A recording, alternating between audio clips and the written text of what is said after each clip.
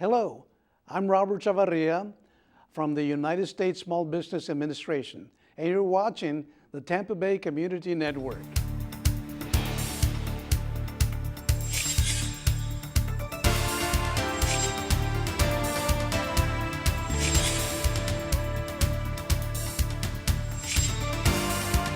Hi, I'm Bill Hodges, and this is Spotlight on Government. And today we have a federal government agency that we're going to be talking about. If you're thinking about being in small business, are in small business, or even would like to think about being in small business, this is the program you're going to watch. Robert Chavarria, nice to have you on the program. My pleasure, Bill. He is the Senior Area Manager, Veterans Affairs, Officer of Small Business for the South Florida District Tampa Bay Worksite. Tell us about the Small Business Administration. Bill, the Small Business Administration is a government agency whose mission is to help people to start their businesses, to grow their businesses, and to do all the things to support those small businesses for success. Where would I find this agency? Is it all in local areas? Do I have to go to Washington? How do I contact it? Do I go through my congressman? What do I need to do in order to talk with the SBA? SBA can be found, of course, on our website, sba.gov. Well, that's short enough. Yeah, that describes all of our programs and services. However, we have offices throughout the country in every state and Puerto Rico, and we have district office locations where they can service our clients, which are small business folks. Now, what avenue of the government is this under? Is this a cabinet position, or is it under commerce, or where does it fit into the overall government structure? Okay, that's SBA is its own agency, Bill. It's considered its own agency for our purposes. Yeah. So funding for the SBA comes straight from Washington. Yes. Get some of our tax money back? Absolutely. Now, funding is provided, a certain amount of funding every year for the agency. Where do I go if I'm here in Tampa, which our audience will be? Where do I go to get this information? Well, for the information on SBA, again, you would go to sba.gov. Now, our partners and other resources are listed in our district website, which is sba.gov/South Florida. The SBA itself, what is your charter? What are you supposed to provide to the American public? Our charter is a list of programs, actually. We have financing programs to help small businesses to start their business and grow their business. We have federal government certification programs for federal government contracting to assist them to do business with the federal government and subcontractors. We have programs to help the small businesses in the way of counseling, very high quality counseling and training that we provide not only on our website, but person to person. We provide that training in many of our seminars and workshops. We also depend a lot on our funded resource partners that include the Small Business Development Centers. Locally, it's the USF Small Business Development Center. And they're a big actor in this area. Oh, sure. Absolutely. We fund them, our resource partners, 50%. Oh, wow. And then we have SCORE, and then we have the... Very familiar with them. Right, very good organization. SCORE, very great organization. And then we have the Women's Business Center, just brand new Women's Business Centers that was established this year. Now, how long have you been with the SBA? I've been with the SBA since 1998. I started my career in St. Petersburg, managing an SBA one-stop capital shop along with the city of St. Petersburg. Previous to that, I was 10 years with the Department of Defense. Oh, really? Yes, a very exciting time at the time when I was with them. I also worked for Fortune 500 private sector company for almost 15 years as a business manager in Central and South Texas, because that's where I'm from. I'm from San Antonio, Texas. And previous to that, I was an Army volunteer and Really? served 3 years in microwave communications and repair. Wow, that's a real span of different kinds of jobs. Varied careers, and thank goodness that I made the right decisions and wound up with SBA. Let's talk about what you've done in the last, well, since 1989, 1999, you said, 98? Uh-huh. You've been in the SBA? Yes. Your career is taking you through different areas of the SBA. Let's talk about those areas. Okay. For 4 years, there was a program by SBA called the One-Stop Capital Shops. There were 26 of them in the country. Was it an experiment? Not an experiment, actually a program that if the same party had been reelected, it would have continued. Now, this One-Stop Capital Shop program was a program for us as a manager to provide all the services to small businesses that were starting their business, to prepare them for financing, to help them prepare their business plans and marketing plans. And I scheduled and provided the organized workshops and the counseling by SCORE, SBDC, and other organizations. So there is an avenue of politicism on some of this. One party elects it and puts it in, another party does it and takes it out, back and forth. There seems to be that pattern, yes. It's not within the SBA, though. Not within the SBA, But right. the resources given to Yes. you are that. As everything else is funded by Congress, some of those programs come and go, yes. What can I, as an individual coming to you, what can I expect? Do I call you, or are there again managers below you that I would go to? Normally, a client would call me because I Okay. receive daily phone calls and You get visitors. hundreds of calls. We will get many phone calls because we are listed in all areas of SBA information sources. So we get many phone calls. We have scheduled appointments with clients to give them counseling, and we have non-scheduled walk-ins, and we do a lot of phone counseling. If I had an idea, I want to build widgets, Okay. and I came to you and I said, I want to build this widget. I've designed this thing, and this is what I'd like to build. What would you do with me? How would you proceed? Normally, I would assess your needs. What have you done to do what you want to do? Or have you established your business? Have you incorporated? Do you have a name, a website? Do you have a tax identification number? All of that. So what A point what? in the process? A How many- tax identification number? How many times does Okay. somebody do that with you, Robert? A tax What identification number? It's required by the IRS. Just kind of a basic thing. Yes, basic things to start your business and incorporate and open the doors for business. A lot of people, they just don't understand all these things, and this is a good thing you do for them. By asking them these questions, start to put them on the right track, correct? That's correct. And one of the first things we do is ask them, okay, have you decided what kind of business to start and how you want to incorporate your business as an LLC, a partnership, or an S Now, I guess there's corporation? another place that Yeah. they would look at you blankly and say, Yeah. LLC? LLC is a limited liability company, and that's a form of incorporation, the legal form of incorporation. When you ask them these questions and they go blank, they say, what? Do you run any sessions or classes that would help me if I walked into you and I'm green? I've got this thing I built and I really like to build more of them, but I don't know anything about business. Okay. What would you do with me? You've asked me these questions, but I don't have the slightest idea of answering them. Now what would you do with me?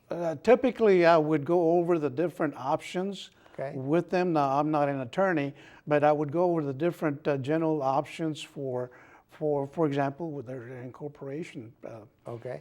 status or status of their company, their legal status.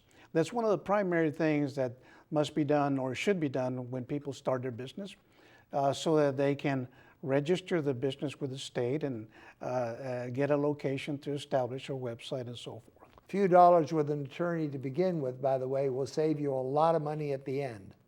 Yes, Yes, a lot of research. Preparation is a key. Preparation to prepare to, for example, to apply for an SBA loan. There's a lot of preparation to review your credit, your investment, your collateral, and of course your business plan and financial statements. Business plan? Business plan, absolutely. How many people walk into you and say that? Business plan? Yeah, no. Well, I plan to make money, Yeah. but how? Well, I don't know yet. That's what I'm here for. Okay. Well, we discussed the business plan and the purpose of the business plan and how it's used.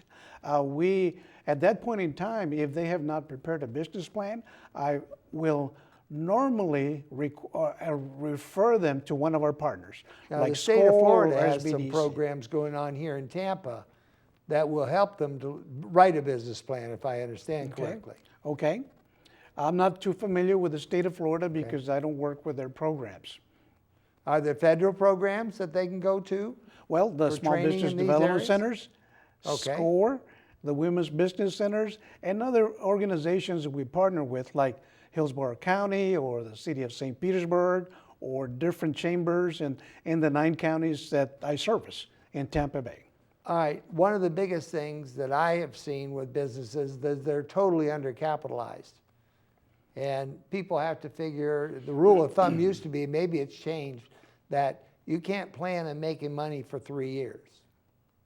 That's difficult to do, yes, but undercapitalized, to me, the way I view that is part of the business person's investment when they start a business, and how much money they have in the bank if they're an existing business, and how that money will help them to get additional financing if they plan to grow their business or expand their product line or hire employees and buy a van and so forth. How do they get this additional money? Okay, well, there's various ways that they can. Now, with our programs, we have loan programs that are guaranteed loan programs. What that means is they will apply directly with one of our SBA approved lenders. Okay. And then the lender will determine whether they're going to do a commercial loan, not do a loan, or ask SBA for a guarantee if they want to do that loan when the person applies. Is there a difference in rates as far as what the bank or whoever your loan lender is? In interest rates? Yeah, do they Yeah. if they get a guarantee, are they getting a higher interest rate? What? No, typically, the interest rate is determined by the prime rate, which currently is today, it's 3.25%. Right. And then the lenders typically will add 2.75% or so to the prime rate and establish You're that looking at rate. about 6% or Right. less. But that interest rate can be negotiated with different lenders. Now, how does the government decide they're going to guarantee a loan? Okay, good question. The way the government decides is first the lender has to agree or decide that they will do this loan. Now, for our purposes, if the lender is a preferred lender or if they want to ask SBA for a guarantee, then they will submit the information to SBA processing centers and ask for that guarantee. Okay, so then the processing center would look at all the information given it to by the lender, ask for more information possibly from the person asking for the loan. Well, they will ask the lender to provide additional information if it's required or if it's incorrect, the information that the lender provided the processing center. Now, we do have some loan programs, typically it's our express loan programs, where preferred lenders and other highly experienced lenders can use some of their own forms and decide whether they're going to do this loan and ask SBA for a guarantee, and SBA does not even review that loan application. Now, if the SBA guarantees the loan, I start making my widgets and I find out it wasn't a good idea because nobody wants to buy them and my company goes under. Okay. What happens with this loan? Who's responsible for the loan if the FDA has agreed to guarantee it? Well, SBA, of course, is a federal government. So the federal government provides funding for that guarantee to the lender. Okay. So this provides that net to the lender in case of a client or borrower default. So they would apply for the guaranteed amount by SBA. But then the lender gets his payment. Mm-hmm. The Fed has paid their share. Mm-hmm. What happens to the guy that borrowed the money? The person that bought, well, Is he still on the hook to the- then to the federal government for whatever the rest of the loan is? absolutely, because SBA is still responsible to try and collect that money. So Okay. the borrower that defaulted is still responsible to pay that loan off. It's a personal guarantee and a business guarantee. Okay, that's where Yes, it's yes. both a personal and a business guarantee, Yes, correct? yes, Bill. And they are required to pay that obligation off just like a student loan or a Veterans Administration housing loan. Are there different kinds of loans? Bill, that's a good question.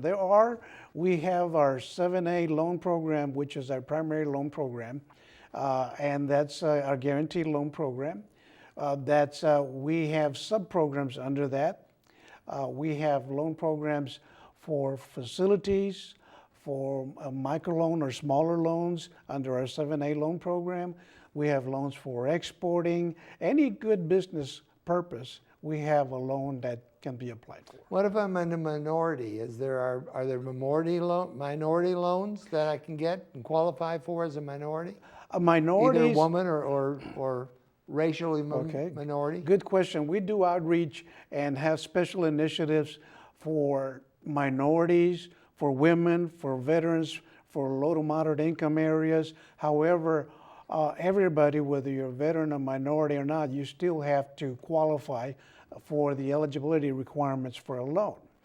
And You're still responsible no matter what. These are not grants, correct? not grants. We do not offer any grants, Bill. Okay. And a person has to qualify for a loan.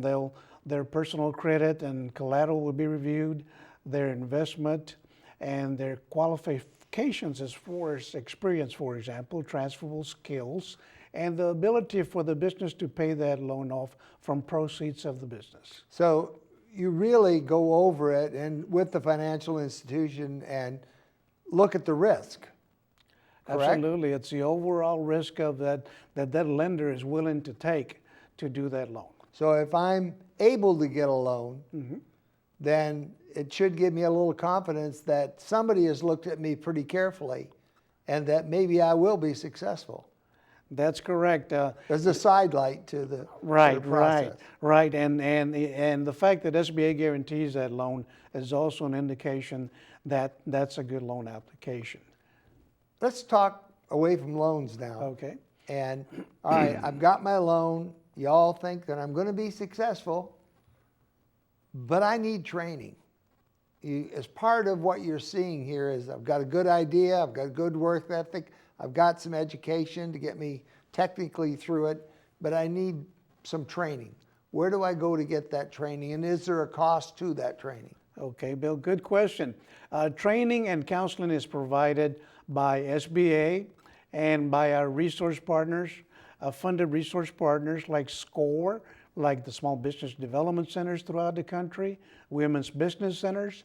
So we will provide that training either on-site, by webinar, or by telephone, if that's what it takes.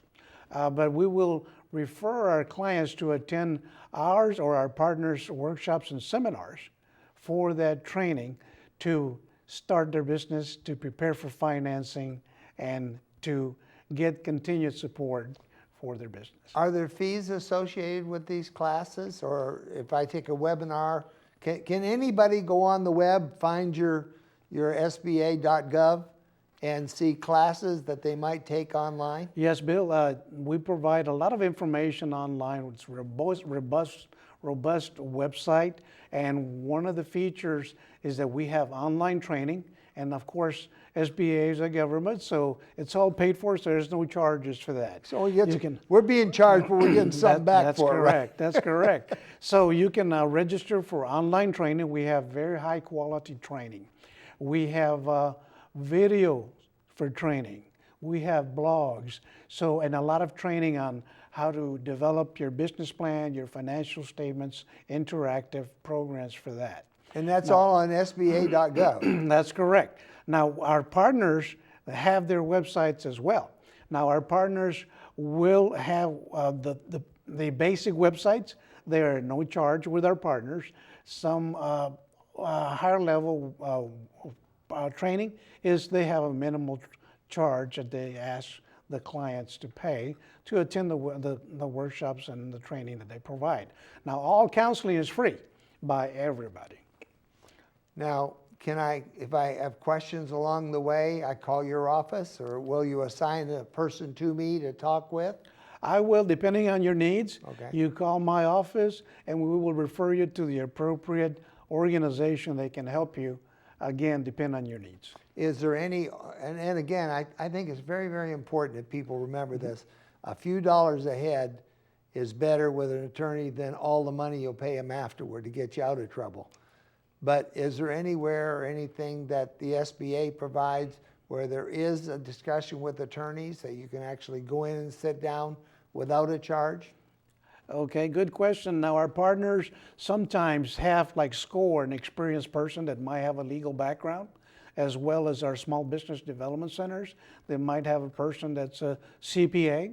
However, normally SBA does not refer to for-profit organizations. We're precluded from doing that as a federal government. Our partners might help you with that in that instance. You have to be really careful to send somebody to a for-profit organization, I assume. That's correct. That's correct. How much time does it take if I want to start a business? How soon should I begin?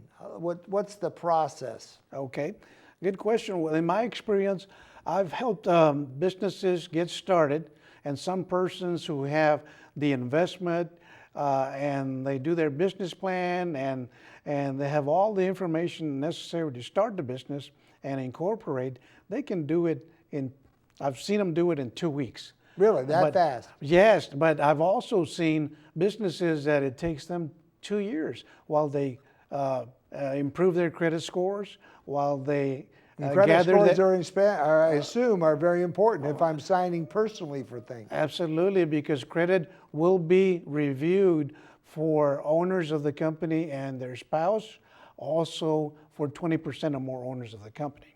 So credit is very critical, as well as collateral that'll be reviewed, the collateral, and the investment in the business of 25 to 35% of the total business startup costs in most instances.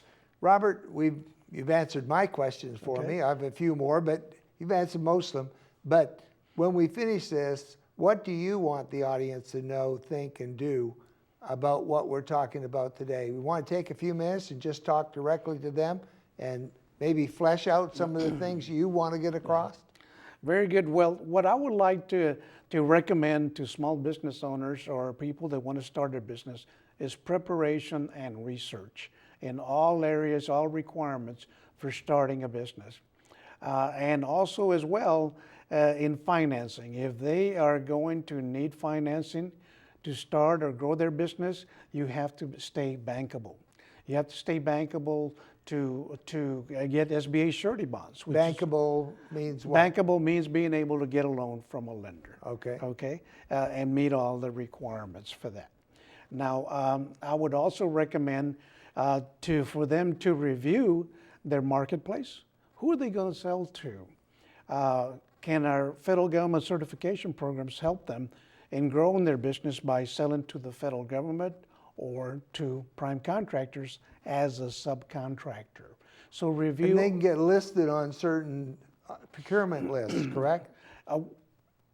Okay, what I recommend to my clients, whoever your customer is, non-federal, state, local, and county, and other organizations, I recommend that they find out which certification programs they accept and how to get on their bidders mailing list.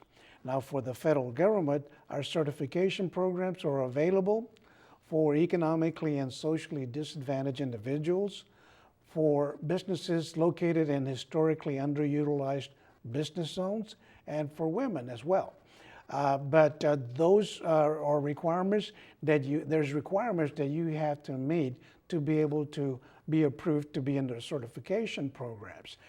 To be in the certification programs, first, you have to be registered to do business with the federal government. Okay.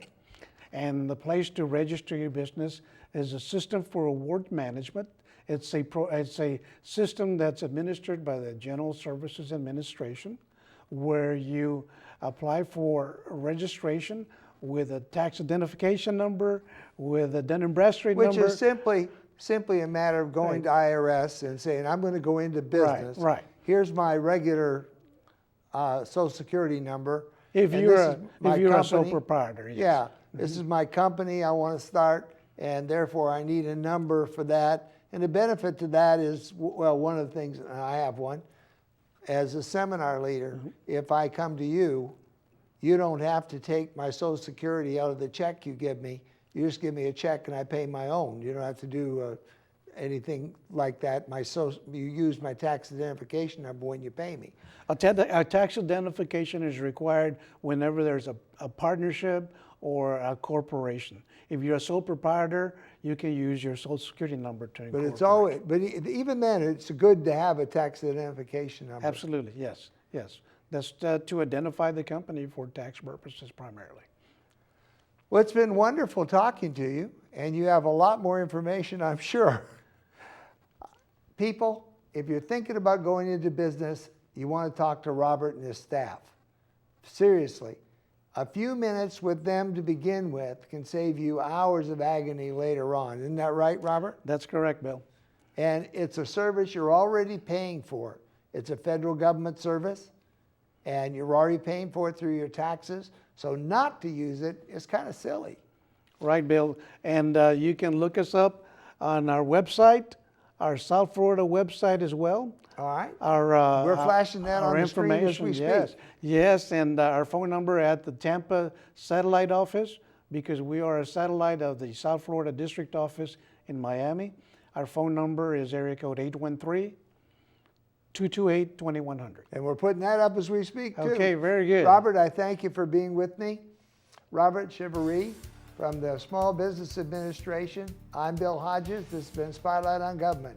You're unique, you're special, and you're great. Tell yourself so often because you are, you know. And we'll see you on the next Spotlight on Government.